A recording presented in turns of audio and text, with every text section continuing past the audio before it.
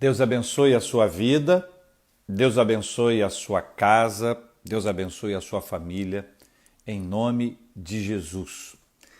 Eu quero agradecer a Deus pela sua vida, dar aqui as boas-vindas a vocês que participam com a gente dessa live, vocês que se integram nesse momento de comunicação virtual, através dessa possibilidade tão interessante de nós nos conectarmos aqui. Que privilégio o nosso ter você aqui. Quero lembrar com você um texto bíblico que deve ser do conhecimento de muita gente, né? O livro de Provérbios, no capítulo 15, versículo 1, tem uma palavra tão interessante e eu não sei se você tem dificuldade. Tem gente que tem.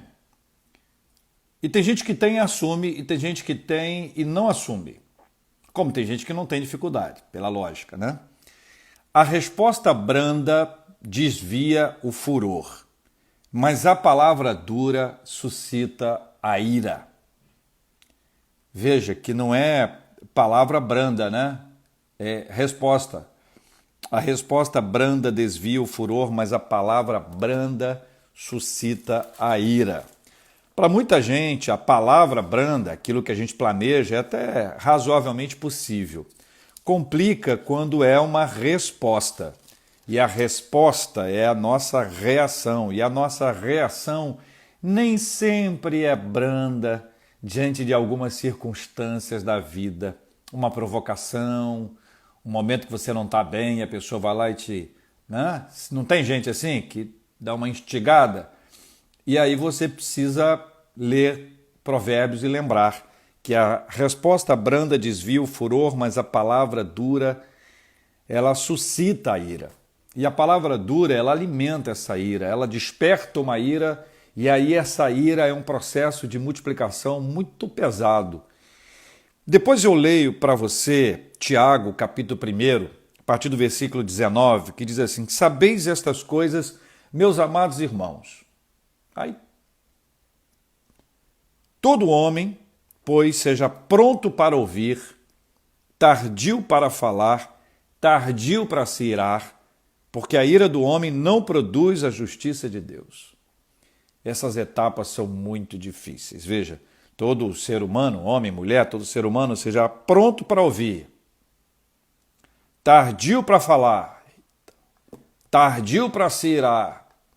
Como a gente precisa aprender a lidar com as nossas reações, a resposta branda, e o que fazer diante de uma fala. Pronto para ouvir, tardio para falar, tardio para se irar. Que Deus nos abençoe e nos ajude nesse processo tão complicado este que aí está.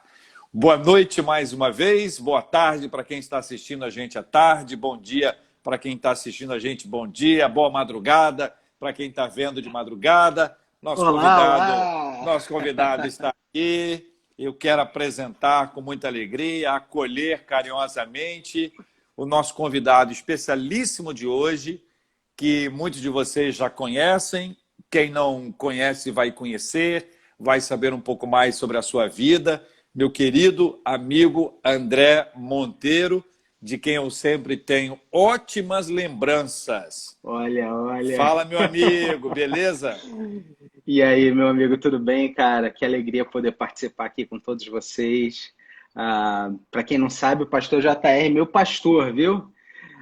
E fez meu casamento também. Ontem eu estava vendo, inclusive, umas fotos aqui do casamento e muito feliz de poder ter você assim sempre participando da minha vida em momentos muito especiais ao longo aí da minha caminhada. Muito bom estar aqui.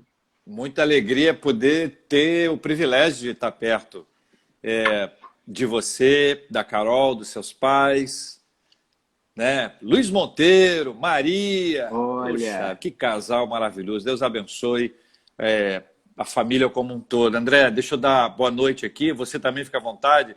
Pessoal que está entrando aí, eu já vi 2 pastores, agora 3. Pastor Leandro rapaz, que Almeida, pastor beleza. Carlos Alberto Henrique, pastor Ricardo Moraes, aos nossos queridos irmãos e irmãs, a todo mundo que está aqui com a gente, as meninas e os meninos que participam aqui dessa live, aqui no Instagram da Igreja das Américas, conectado ao seu Instagram, criando esse vínculo que é tão especial entre nós, que já é um vínculo assinado, já é um vínculo sólido, já é um vínculo muito abençoado. André, você completou recentemente mais um ano de casados. Foi ontem o aniversário? Não, rapaz, eu postei Eu vi uma aquela foto. foto tua, uma foto Não, romântica, é rapaz. Você porque estava inspirado, hein, André? é a semana dos namorados, né, cara? Então tem que começar O a dar uma clima. valorizada, criar um clima, não é não? Mas, Sexta-feira, dia dos namorados, mas eu cara. vi lá a foto lá com a frase bonita. Como é que é? Se a noiva Ah, parará, você é a mais linda. não, tem que dar uma valorizada, cara. André, você gosta muito de música, né, André? Que música assim que você gosta assim, que tem a ver com o teu estilo? Um baterista, tem a ver com o teu estilo.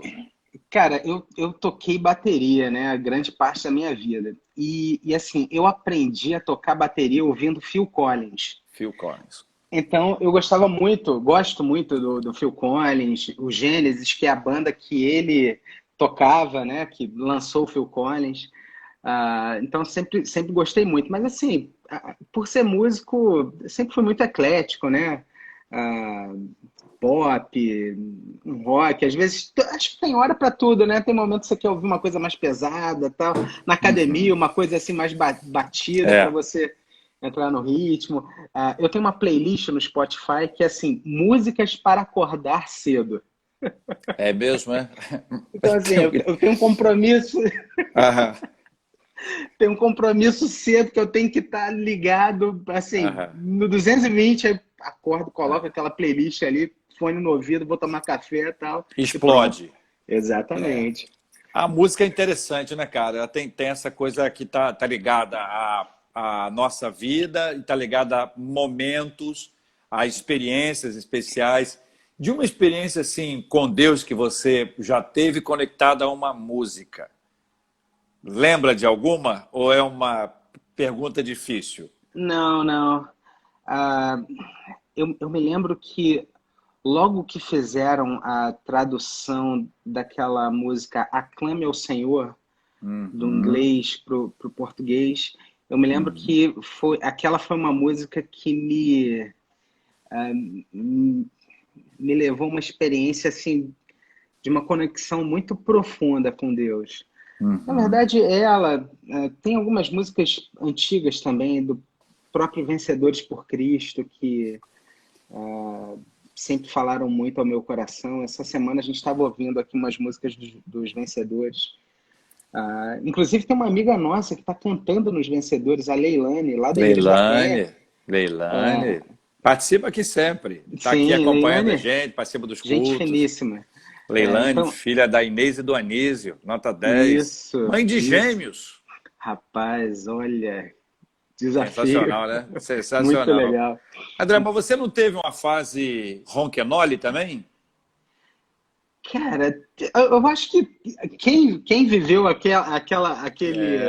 aqueles anos 90 na igreja, todo mundo Aham. acabou sendo de alguma maneira influenciado pelo Ronquenole. Eu me lembro que eu fui numa apresentação dele Uhum. na comunidade evangélica da Zona Sul.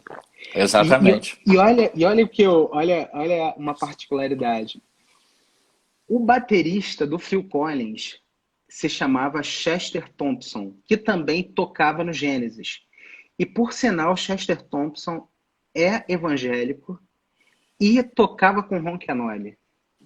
E aí eu fui nesse show e eu tive a oportunidade de, depois do show, falar com ele. Cara, eu cheguei em casa e não queria nem lavar minha mão, entendeu? Eu falei, que isso? Apertei a mão do Chester Thompson. É adolescente, né, tal, enfim. Mas eu fui muito influenciado, sim, pelas músicas do Ron Canoli, assim, sempre falaram muito ao meu coração. Essa coisa da música que está conectada à nossa vida, a música que nos aproxima de Deus, a música que nos chama para uma conversa com o Senhor, a música que nos prepara para um tempo na presença de Deus. E tem tanta música interessante, mas tem, sobretudo, uma letra interessante.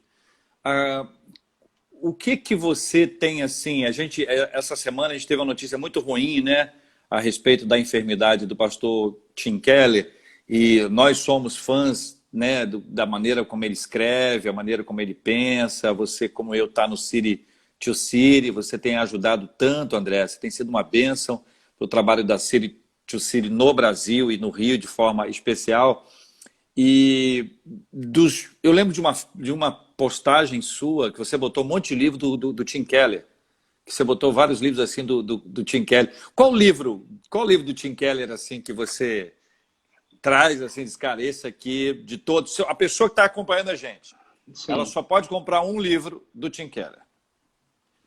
Ah, eu acho que, assim, o que me ajudou muito na igreja foi o Igreja Centrada, porque me fez, assim, ter uma reflexão profunda do papel da igreja e de como que a igreja pode ser relevante para a nossa sociedade hoje. E como eu também dou aula no seminário, esse livro acabou meio que sendo um livro-texto para uma disciplina que eu dou no seminário, que é a disciplina de evangelização. Porque quando eu fui chamado para dar essa disciplina, eu pensei assim, poxa, a proposta não é ensinar os seminaristas a evangelizarem, né? Mas a grande proposta é levá-los a desenvolver um ministério para a cidade. E esse livro me trouxe uma contribuição fantástica, né? Abriu muito a minha mente nesse sentido. Agora, tem livros dele fantásticos, por exemplo, Deuses Falsos, eu recomendo as pessoas a comprarem esse livro. Eu acho que ele é muito legal porque ajuda a gente a entender alguns gatilhos que a gente tem dentro do nosso coração, que na verdade esses gatilhos eles podem ser conhecidos também como ídolos, que de alguma maneira conduzem a nossa vida e que são muito sorrateiros, silenciosos, que muitas vezes estão ali e a gente não percebe, mas que de alguma maneira eles são influências na nossa vida e que a gente precisa derrubar, extinguir da nossa vida e do nosso coração. Eu fui buscar alguns livros, né? E dentre eles algumas obras do Keller para estar aqui em casa. Eu tô no isolamento mesmo, né? E indo somente à igreja, eventualmente comprar alguma coisa entre um culto e outro. E eu estava lendo Justiça Generosa, do Uhum. Keller.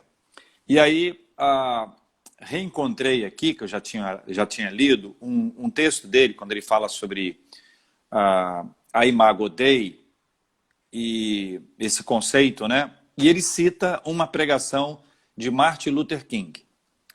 E eu trago isso aqui porque a gente tem discutido muito essa questão do racismo outra vez, por conta daquele episódio muito triste que Sim. aconteceu nos Estados Unidos, do George Floyd, e que tem se espalhado pelo mundo inteiro essa reflexão de alguma coisa que para a cultura americana é um pouco mais aceso, mas para todos nós é uma questão real, que você está muito atento a isso. E aí diz lá Martin Luther King, e eu leio para ouvir o seu comentário. Sabem, os fundadores de nosso país, ele fala dos Estados Unidos, foram bastante influenciados pela Bíblia. O conceito integral de Imago Dei, como expressado em latim, a imagem de Deus, é a noção de que todos os seres humanos têm dentro de si algo injetado por Deus. Isso não significa que tenham grande comunhão com Deus, mas que tenham a capacidade de se relacionar com Ele. Isso dá singularidade, valor e dignidade ao ser humano.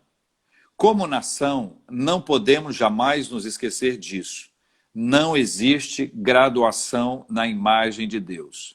Cada pessoa, desde a branca como marfim, a negra como ébano, é importante ao teclado musical de Deus, precisamente porque cada uma foi criada à imagem dele. Um dia aprenderemos essa verdade. Saberemos que Deus nos criou para vivermos juntos como irmãos e respeitarmos a dignidade e o valor de cada pessoa. É por isso que temos de combater a segregação com todas as nossas forças e sem violência, dizia o pastor Martin Luther King, quando resolveu pregar esta mensagem. Aí o Tim Keller pega esse trecho, coloca para inserir, trabalhando essa reflexão sobre a questão da Imago Dei.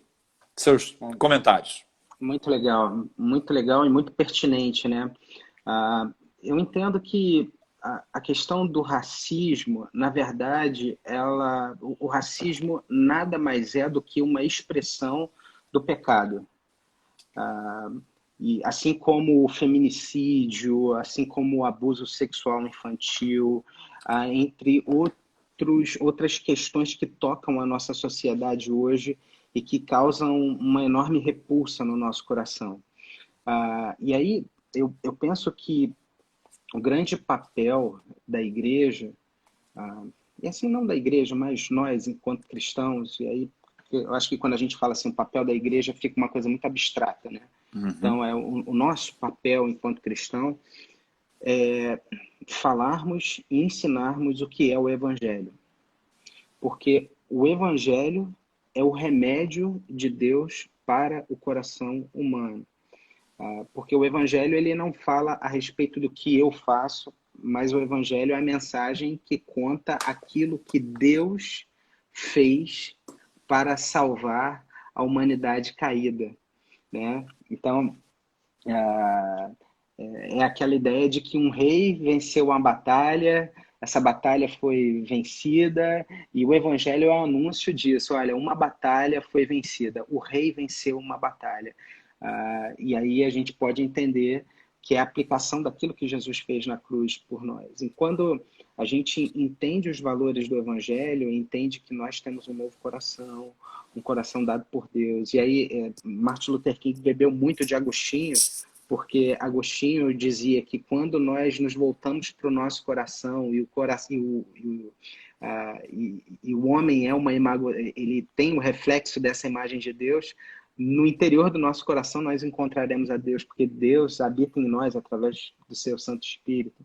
Então, eu entendo que a grande chave é a gente ensinar e a gente falar a respeito do Evangelho, daquilo que Deus fez por nós. Porque, de fato, o evangelho ele muda todas as coisas. Ele muda a maneira como a gente se relaciona com o próximo, a maneira como eu me relaciono comigo mesmo, as expectativas que eu tenho em relação à minha pessoa, a maneira como eu lido com os meus recursos. Enfim, muda toda a minha mente, todo o meu coração. Tim Keller, para o pessoal que está acompanhando a gente, Tim Keller é fundador da igreja Redeemer, uma igreja presbiteriana, ou presbiteriana do Redentor, em Nova York, e fundador de um projeto maravilhoso que é de plantação de igrejas no mundo inteiro, que hoje chama-se City to City. Eu estou conectado com a Igreja das Américas desde 2007 a esse projeto especialíssimo aí e com oportunidades especiais.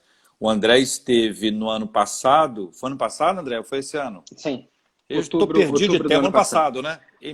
No México, no ano passado, o André esteve para um treinamento da City to City, no México. Então, a nossa conexão com o Tim Keller é importante e ele teve agora, recentemente, o diagnóstico de um câncer. E ele compartilhou isso, né? E as igrejas têm orado e a gente recebeu internamente mensagens a respeito disso e a luta, e enfim, é uma batalha que eu conheço do meu ponto de vista, daquilo que eu enfrentei, então causa assim, sempre uma solidariedade muito grande, quando a gente sabe que vai ter um tempo difícil e um tempo apertado, mas com muita gente orando e com certeza com muitas vitórias da parte de Deus. Então, um tempo de luta, André, aliás, o Tim Keller tem um livro que ele fala sobre o sofrimento, né? E eu recebi esse livro antes da publicação para poder dar uma olhada na questão da tradução, para saber se estava. E aí eu lembro de uma frase assim, mais ou menos assim, que o sofrimento é algo que todo mundo vai ter ou tem. Em algum momento da nossa vida, nós vamos ter que enfrentá-lo. E quem não teve, terá. É sempre essa perspectiva de que o sofrimento passa pela nossa vida e que, de alguma forma, a gente precisa estar muito, muito cuidadosamente antenado a isso, para identificar o quanto isso é importante, o quanto isso faz parte da nossa vida. Suas observações aí, André? Assim como quando nós estamos doentes, muitas vezes o tratamento começa a partir de um remédio, Eu entendo que muitas vezes, para sarar o nosso coração, Deus permite que a gente passe por algumas situações difíceis na nossa vida, para que possamos entender quem Ele de fato é, né?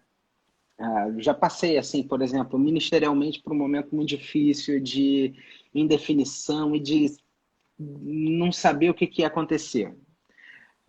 E aí é interessante porque aquela minha experiência de sofrimento foi uma experiência de conhecimento acerca de quem era Deus e daquilo que Deus, da maneira como Deus me via. E como foi terapêutico para o meu coração, para a minha personalidade, ter passado por aquele sofrimento. E como hoje eu posso ajudar inúmeras pessoas que também, em algum momento, vou usar a minha experiência ministerial, em um momento ministerial, estão passando por uma situação difícil, de falar assim, cara, esse sofrimento ele tem um lugar na história da sua redenção. Então, e aí eu me lembro do que Paulo falou, porque eu acho esse exemplo de Paulo muito legal, quando ele estava sofrendo com aquele espinho na carne, e a oração dele é, pô, tira esse sofrimento. Mas a palavra de Deus para ele foi, cara, minha graça te basta, porque o meu poder se aperfeiçoa na sua fraqueza. Então, o momento de fraqueza é um momento onde o poder e a graça de Deus envolvem a nossa vida, ah, nos levando a entender coisas fantásticas a respeito da pessoa do Senhor e a respeito daquilo que Ele pensa sobre nós. Por que você acha que a maioria das pessoas tem dificuldade de aceitar a sua fraqueza ou de admiti-la? Antes de você responder, deixa eu dar boa noite ao pessoal todo que está entrando. Sejam todos bem-vindos aqui à live da Igreja das Américas. Nós temos aqui um parceiro de todas as lives, que é o reverendo Hernandes Dias Lopes, que participa. Ele chega Olha, carinhosamente, traz sempre uma palavra boa, tão doce. E hoje mais cedo estivemos juntos numa reunião e é sempre muito bom revê-lo e ele sempre tem uma palavra boa. Entra na que live, deixa alegria. uma palavra boa, como sempre ele é, uma figura maravilhosa.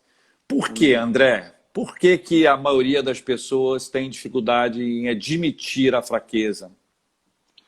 Porque, de alguma maneira, a gente acha que a nossa justificação ela está na nossa perfeição. Então, assim, admitir que eu sou fraco é algo inimaginável. Admitir que eu errei é algo inimaginável, porque de alguma maneira eu preciso justificar a minha imagem, eu preciso bancar que eu sou uma pessoa boa, eu preciso mostrar para os outros que eu tenho valor.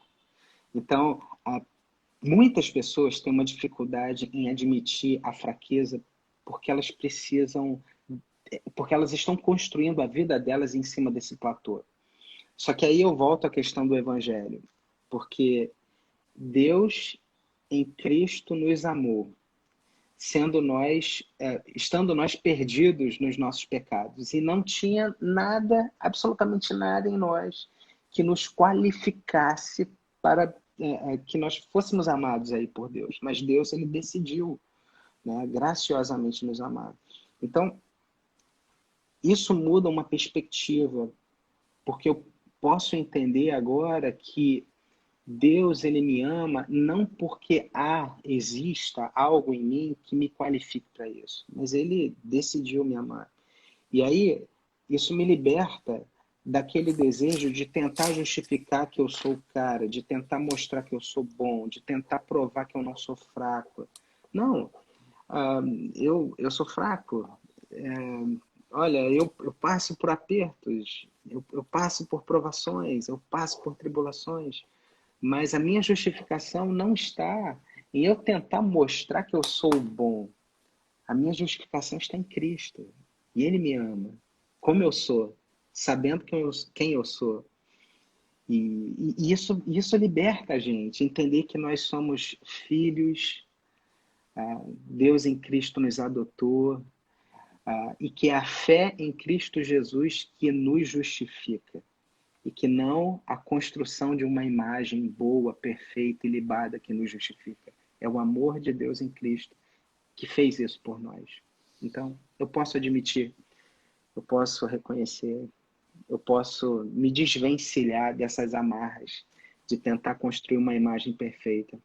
Eu passo por sofrimentos, eu passo por lutas, e eu sei que a graça de Deus se aperfeiçoa nessa minha fraqueza.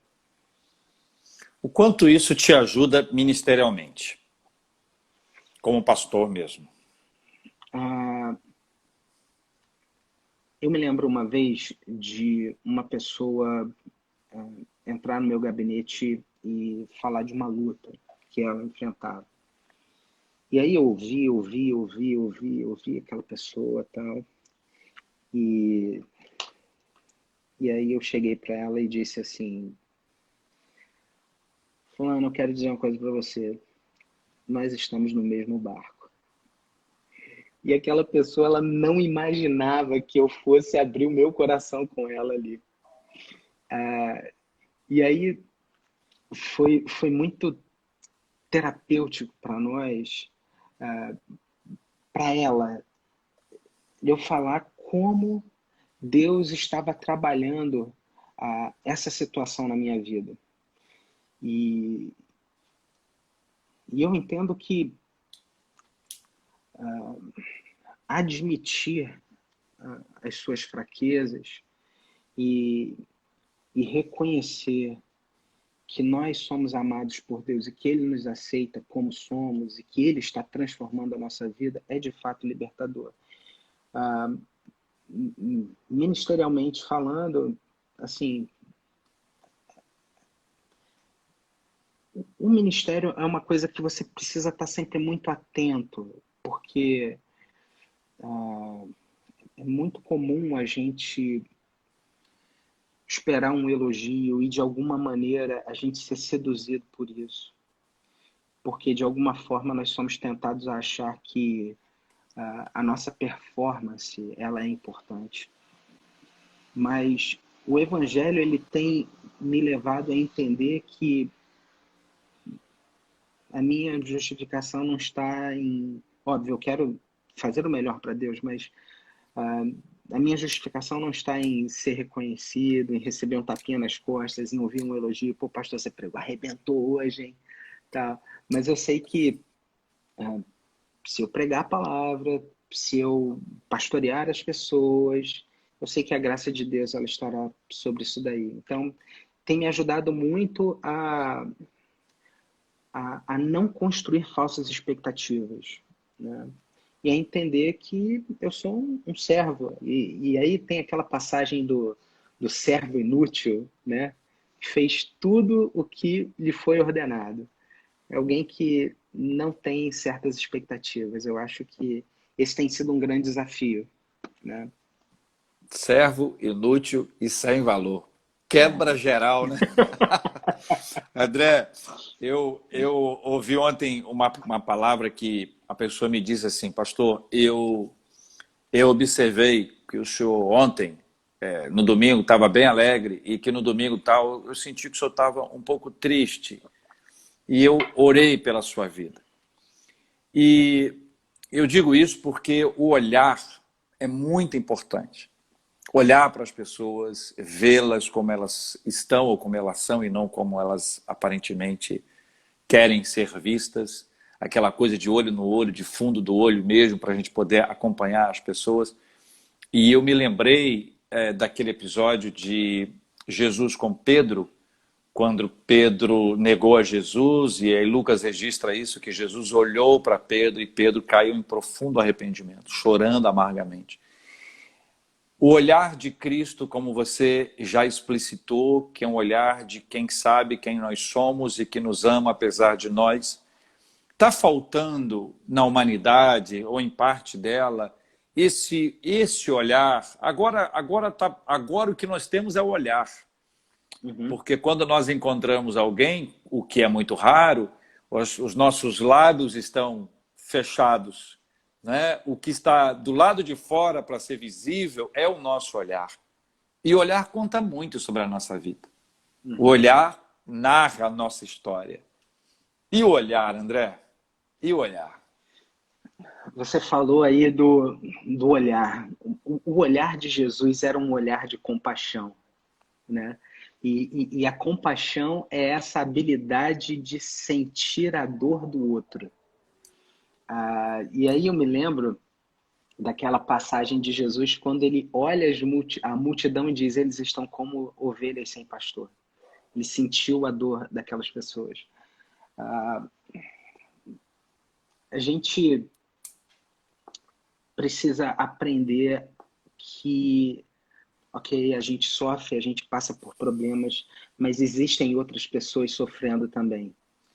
E é interessante quando nós nos abrimos para termos o olhar de Jesus, de cuidarmos de outras pessoas, de fazermos a obra de Deus. O próprio Senhor Jesus nos ensina, né, que se nós buscarmos em primeiro lugar o seu reino e a sua justiça, todas as coisas nos serão acrescentadas. Então, ter esse olhar de compaixão é um grande desafio. E ainda mais hoje, no tempo que a gente vive, porque eu entendo que é um tempo de enormes possibilidades para a pregação do Evangelho. É um tempo enorme, é um tempo de oportunidades enormes para nós testemunharmos do amor de Deus. E o que o mundo precisa hoje, acredite, não é de uma vacina para o Covid. O mundo hoje precisa conhecer quem é Jesus. E nós que somos os servos dele, nós que somos os filhos de Deus, nós que fomos dotados com esse olhar da compaixão, que é o olhar de Jesus, a gente precisa colocar isso em prática e ir ao encontro dessas pessoas. Esse olhar, que é o olhar da sensibilidade, o olhar que lê as pessoas e que Cristo trouxe de forma tão especial, eu vejo também muito claramente na vida do apóstolo Paulo, a maneira como ele olhava para as pessoas, como ele traz um Timóteo para perto, como ele traz um Tito, como ele chega à casa de Lídia, como ele é acolhido por Barnabé e aprende com Barnabé. E é curioso que quando Paulo entrou para a história do cristianismo, ele entra sem ver. Ele está impedido de olhar. E é curioso porque o primeiro olhar dele é para dentro. E olhar para dentro, André, nem sempre é uma coisa legal. Né? Existem coisas que a gente faz, ou coisas que a gente não faz, e diz, puxa, eu devia ter feito isso. Eu devia ter dito aquilo. Ou o contrário, eu não devia ter feito, eu não devia ter dito. A gente olha para dentro e diz assim, puxa vida, eu não estou gostando do que eu estou vendo. Talvez seja por isso que muita gente não admita silêncio. Não admita silêncio. Eu sou, por natureza, barulhento, mas eu estou tentando imaginar aqui o seguinte, eu preciso ouvir alguma coisa porque eu não quero me ouvir. Eu preciso ver alguma coisa porque eu não quero me ver.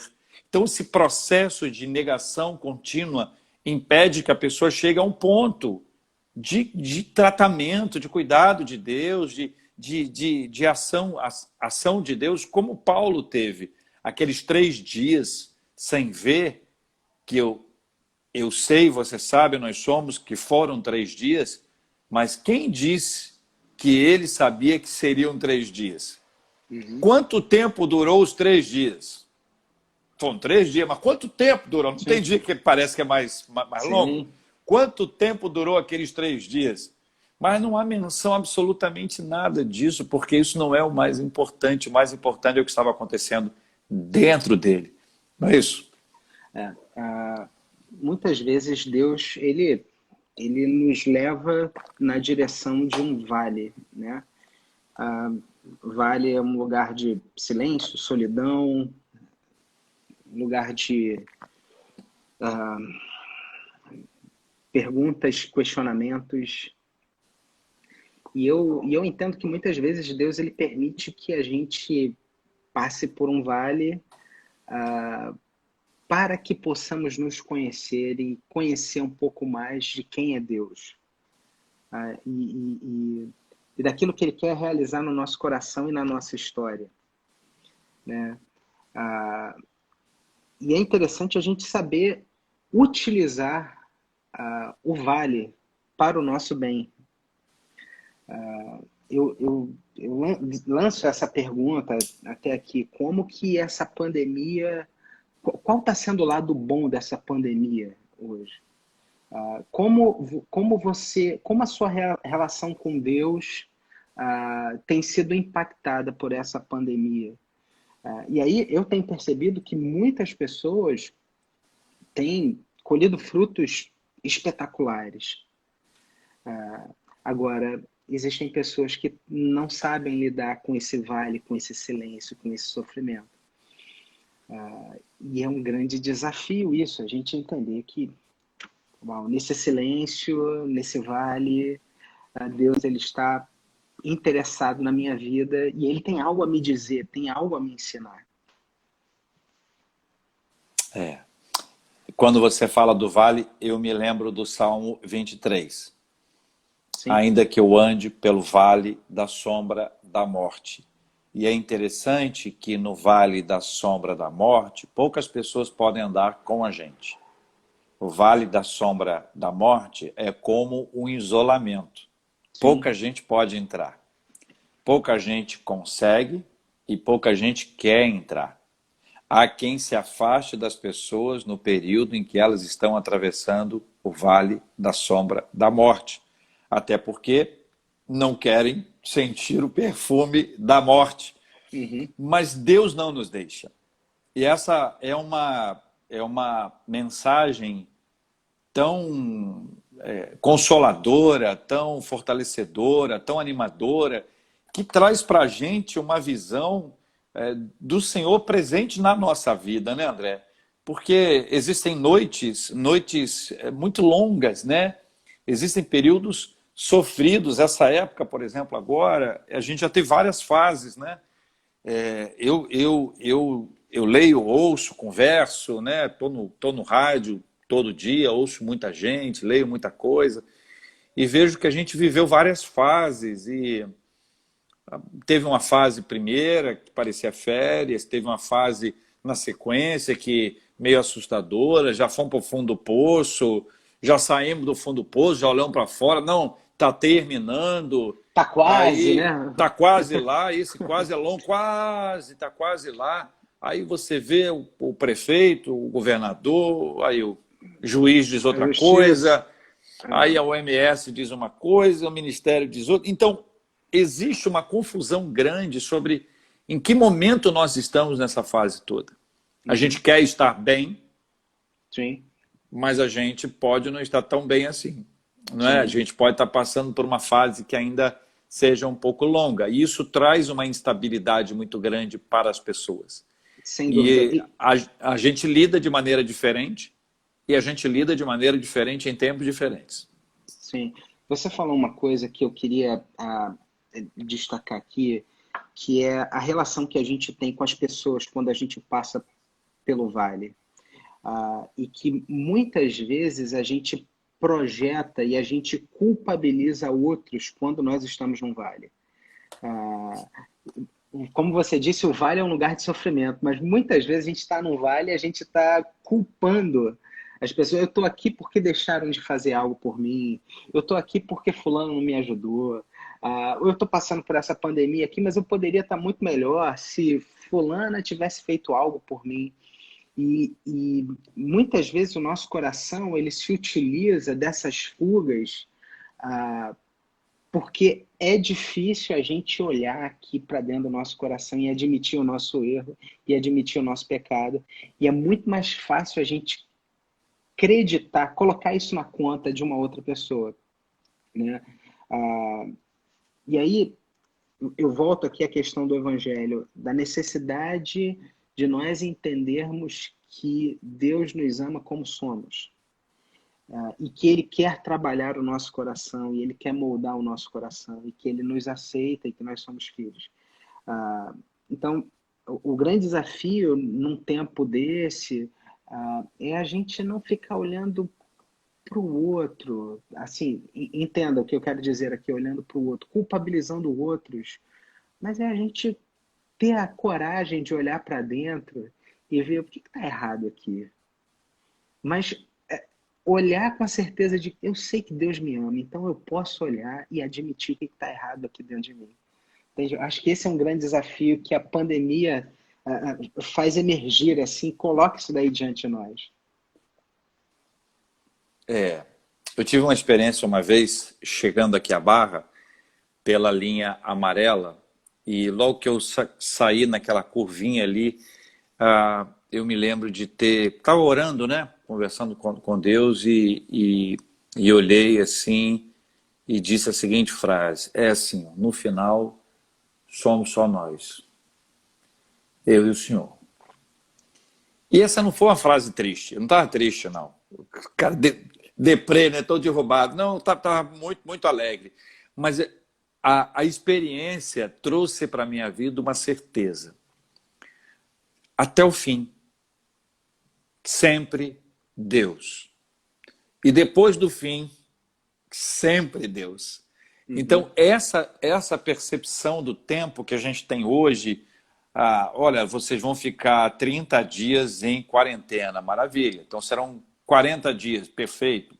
Serão 60 dias, tá, tranquilo. A gente não sabe quantos dias serão ainda, né? Eu nem sei quantos dias foram mais. Eu já não conto mais essas coisas. Mas essa ideia de que Deus é sempre Deus.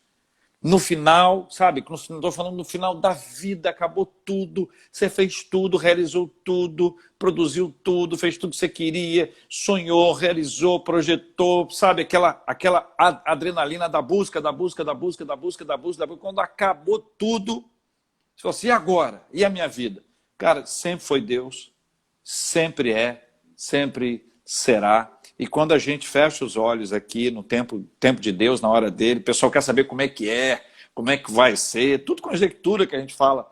E a gente tem que dizer que são hipóteses, conjecturas, que a gente não sabe, até porque nós não fomos. Então não tem como afirmar claramente, a não ser aquilo que a Bíblia diga. E a Bíblia é muito econômica para dizer isso. Uhum. Ela fala muito menos de como vai ser essa transição, ela fala mais do que vai ser, do que é e o elo, que é Deus, né? Ele é aqui, ele é lá, porque ele é eterno. Ela não quer contar para a gente como é que vai ser o processo. Ela quer contar para a gente, cara, que vai ser tão maravilhoso que você não pode ficar preocupado com isso, que curtir esse tempo, porque haverá o tempo em que você estará para sempre na presença de Deus, e hoje é um tempo que você está curtindo isso, dessa comunhão, desse relacionamento com o Senhor. Como traz segurança para a gente saber que Deus está com a gente, né? Em todo tempo, em todas as situações. Há um texto que eu acho muito interessante que fala que não dormita o guarda de Israel.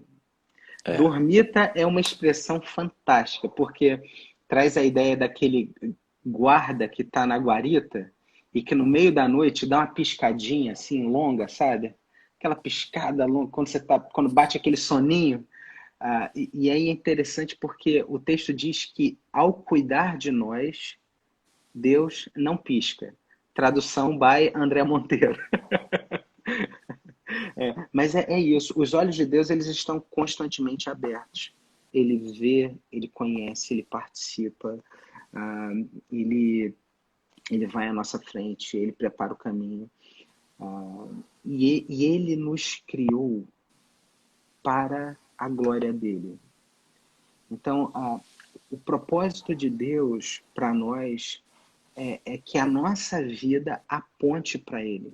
Então, o grau de conexão que ele tem conosco é tão intenso e é tão grande que a Bíblia diz que ele colocou o seu espírito no nosso coração, que ele está fazendo uma obra de depuração da nossa vida, isso se chama santificação, e ele, por meio dessa santificação, está fazendo com que a nossa vida aponte para ele, dê glória para ele. Isso é lindo demais, isso é profundo demais.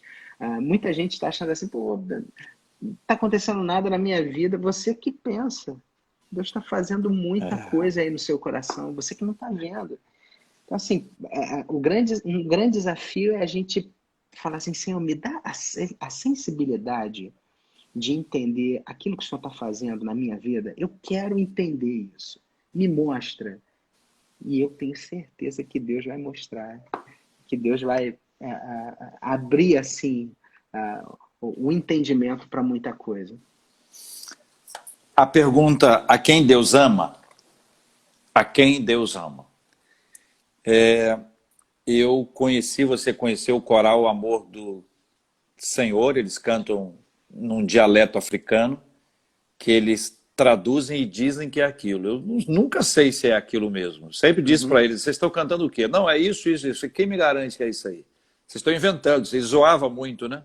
Aí os peguei e os levei a Copacabana, calçadão, fim de tarde, início de noite, para criar uma estratégia de evangelização com eles. Eles começaram a cantar, e lá pelas tantas eu entrei como um desconhecido, interrompi eles cantando, e disse, eu não entendo, eu não entendo, eu não entendo, eu não entendo nada, eu não entendo nada. E aí alguém gritou, deixa eles cantarem. Aí eu vi que estava dando certo, eu falei assim, eu não entendo, eu continuo sem entender nada, eu não entendo, eu não entendo. E aí apareceu um cara forte, rapaz, ele me segurou e disse assim, deixa os caras cantarem. Olha, E aí eu entendi que estava dando certo, mas era hora de parar, entendeu? Já estava ali no nível bom. E você eu entendeu os sinais. sinais, soltei dele e disse assim, eu não entendo o amor do Senhor. O nome do coral é Amor do Senhor, e eu peguei isso para poder falar do não entendimento sobre o amor do Senhor, no sentido de não compreensão. A gente sabe que Deus é inexplicável. Deus não se deixa conhecer. Deus não se deixa conhecer exaustivamente. O que a gente sabe de Deus é fruto da revelação dele. Logo, Deus é inexplicável. Né? Aquela música Ninguém Explica Deus, que tem gente que critica, tem gente que elogia, mas eu compreendo que o sentido é esse de, cara, o amor de Deus é tão... Vai explicar. Por que Deus ama a gente? Por que Deus ama o pecador? Por que o pecador merece de Deus um olhar de misericórdia? Porque a graça nos alcançou, porque o Evangelho mudou a nossa vida, a minha, a sua, das pessoas que estão acompanhando a gente aqui, de milhões de pessoas no mundo inteiro. Então, amor do Senhor, André, que amor é esse? Rapaz, o amor de Deus, como você disse, é de fato uma coisa que é inexplicável. Vou contar para vocês uma história. Quando minha mãe engravidou, ficou grávida de mim, ela estava afastada, né, de Deus, e aí ela não sabia, mas ela fez um exame médico e ela precisou fazer uma radiografia. E aí o médico, quando foi dar para ela os resultados, o médico falou, olha Maria, você está grávida e você tirou uma radiografia, você não poderia ter tirado essa radiografia e tal. E aí o médico falou para ela assim, Maria, você crê em Deus? E ela disse assim, eu creio. E aí ele falou assim, ora, porque e coloque seu filho nas mãos de Deus, porque ele ele pode nascer sem problema nenhum. E aí minha mãe fez isso, né? Minha mãe orou e falou, Senhor, se esse filho nascer sem nenhum problema, eu quero que ele nasça para te servir. Olha só que oração interessante de alguém que estava afastada de Deus. Assim. E aí, quando eu olho para a minha vida, eu vejo lá atrás o profundo amor que Deus teve por mim, na maneira graciosa como Ele vem conduzindo todas as coisas. Você falou aí do Reverendo Hernandes, tem uma experiência assim, ele não sabe, né? Mas foi numa pregação dele lá na igreja, se não me engano, na Catedral Presbiteriana, que Deus falou assim, André, eu amo você e eu quero que você viva para me servir. Então, ali naquela pregação, Deus ligou mais um ponto. Né? E o amor de Deus é assim, numa caminhada com Ele, Deus vai ligando os pontos. E a gente vai percebendo na nossa caminhada que Ele cuida de nós, que, como você disse na sua oração, Ele está sempre presente, Ele nunca se afasta. Nem todos os dias nós vamos receber ligações e respostas fantásticas. Existirão dias que nós receberemos notícias ruins, passaremos por pandemias, mas o amor de Deus sempre permanecerá, sempre permanece. E aí eu tenho um versículo que eu acho lindo, que é aquele versículo que diz que as misericórdias de Deus se renovam a cada manhã sobre a nossa vida. Que grande é a sua fidelidade. Essa é a certeza que a gente pode ter, que a cada dia é um dia que Deus nos dá para que a gente experimente o amor que Ele tem por nós. O grande desafio, e aí eu volto àquilo que eu falei, é a gente ter a sensibilidade para perceber aquilo que Ele está fazendo. A gente precisa ter as lentes da graça, né? Senhor, me dá essas lentes da graça, porque eu quero enxergar a vida não com os meus olhos naturais, mas eu quero enxergar a vida com os olhos da fé. E eu quero ver o Senhor, perceber o Senhor no meu caminho, no meu caminhar, no meu dia a dia. Esse é um grande desafio. Essa nossa live vai estar disponível daqui a pouquinho no canal do YouTube da Igreja das Américas e você poderá rever e encaminhar para algumas pessoas. Eu vejo pessoas aqui que estão nos acompanhando, emocionadas, impactadas. A emoção ela é muito importante. Eu tenho pensado, André, sobre um efeito psicológico que a vida espiritual gera. E tenho medo que fique só no aspecto psicológico. A gente pode orar, né? E a oração ativa um bem-estar emocional. Isso é muito bom, muito bom, mas não é suficiente. Eu posso conversar com Deus, vou falar, agora tem que prestar bem atenção para não falar, para não ser mal interpretado. Alguém pode falar com Deus da mesma forma que fala com outra pessoa. E o efeito pode ser o mesmo. No sentido de desabafei, estou me sentindo bem. Isso é muito comum. A pessoa às vezes só quer falar. Só quer falar. Não quer ouvir. Relacionamento com Deus não tem o só quero falar. Relacionamento com Deus passa sempre pelo eu preciso ouvir. Não é o que eu falo com Deus que me fará bem. É o que Deus fala comigo que fará a diferença. Então, esse processo da nossa relação com o Senhor, do nosso amadurecimento, crescimento, desenvolvimento, das nossas lutas, passa muito por isso. Então, quero encorajar você que está acompanhando daqui a pouquinho no YouTube da Igreja das Américas para você buscar e acessar e participar com a gente de maneira muito especial. André, por favor, fala para a gente as suas redes pessoais da igreja e quais são os horários e programações da igreja que estão sendo apresentadas pela internet. Bom, meu Instagram é andremon_teiro. E eu sou pastor da Igreja Presbiteriana Mananciais, que fica na Taquara, em Jacarepaguá. E a gente está fazendo terça e quinta-feira uma live às 8 horas da noite. Daqui a pouquinho a gente tem uma live, hoje às 8 horas da noite. E nos domingos a gente tem o nosso culto pela manhã, às 10h30 da manhã, e também às 6h30 da tarde. O nosso Instagram é mananciais.igreja. E o Facebook é facebook.com/mananciais. Muito bem. André, daqui a pouquinho a gente encerra. Vou colocar aqui para o pessoal e a Dani está colocando, a Dani está inserindo. Obrigado, Dani, você é uma bênção. Está inserindo aqui as redes todas e os endereços. E amanhã eu vou estar recebendo aqui, gente, o reverendo Isaías Cavalcante e a Adriana, a esposa dele, que são amigos de muitos anos, né, André? Sim. E vão estar aqui com a gente amanhã. A gente vai estar conversando sobre vários assuntos que vai ser muito, muito interessante. A Celeste, que está aqui, Celeste é a mãe do Vinícius, tá? Olha, eu lembro dela, da Linda, da Vivi.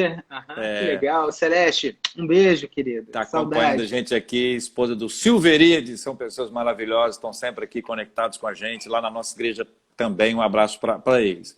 Eu disse, André, acho que foi quarta-feira que eu fiz uma live com a SAF Américas, eu disse que você um dia me contou que você fazia uma mensagem noturna.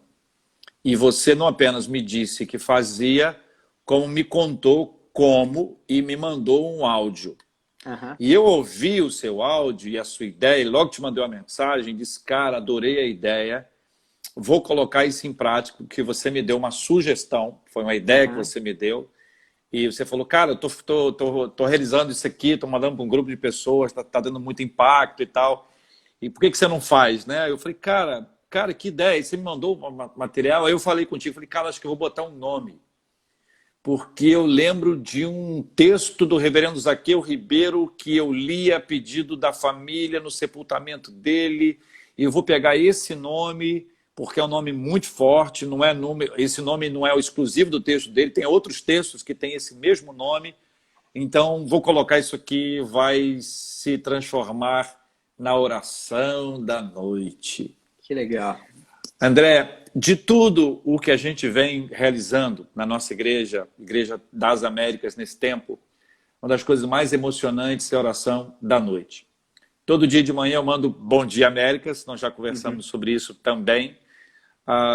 E a gente conversou sobre isso até almoçando, falando sobre esse tema, sobre mensagens e tudo. E você também me deu essa ideia.